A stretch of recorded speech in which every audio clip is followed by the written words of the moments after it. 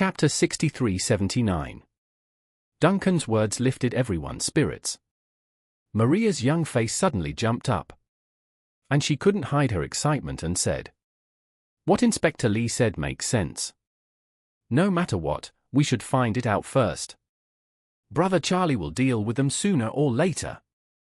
Duncan smiled slightly, then looked at Charlie again and said seriously, "Mr. Wade, we talked about this before the AI model was launched.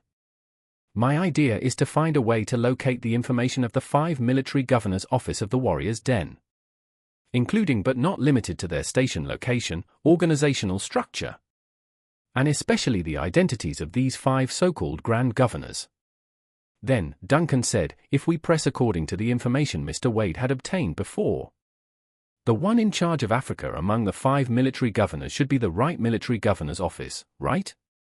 Charlie nodded. "Yes, it is the right military governor's office." Duncan said, "Then locating their base in Nigeria is only the first step. Since the base of this dead soldier belongs to the right military governor's office, it must be related to the right military governor's office. If we use the AI model and combine it with the Skyline database, we may be able to find relevant clues about the right military governor's office. If we can take the opportunity to destroy the base camp of the right military governor's office, it will definitely be extremely helpful for the Warriors' Den." Big blow. Charlie's eyes lit up and they asked him, "What specific ideas does Inspector Lee have?" Duncan replied, "In order to lure you into the trap, the Warriors' Den has narrowed down the clues of their station in Nigeria to 7 or 8 oil fields. However, if you want to locate who is specifically from these 7 or 8 oil fields, you still have to go to Nigeria and then unravel the goods they quietly circulate. Check the goods and transportation routes, and then find out which of the 7 or 8 oil fields the goods went to. However, we certainly can't go to the Tiger Mountain knowing that there are tigers in the mountain. So my idea is that since we already have an AI model and even have information data on the Skyline, can we use AI to analyze it for us and see if it can locate the target?" Maria on the side asked with some doubts. "Inspector Lee, it is difficult for Ari to make accurate judgments without enough available information, right? Sometimes I will ask Ari some more difficult questions. They are not very rigorous. If the question is difficult, they will often answer irresponsibly based on the one-sided content they know." "Yes," Duncan said. "This will test how different our AI is from other AIs. We can let it analyze the problem by itself first, and then present the process and basis of its analysis after drawing conclusions. Whether we believe and adopt its conclusions in the end depends on our own judgment." Duncan said, "From yesterday to now, I have been studying this AI model.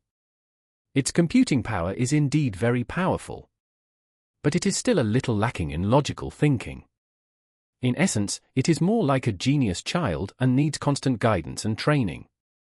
My current idea is to take this opportunity to see if I can train it to have a certain criminal investigation awareness."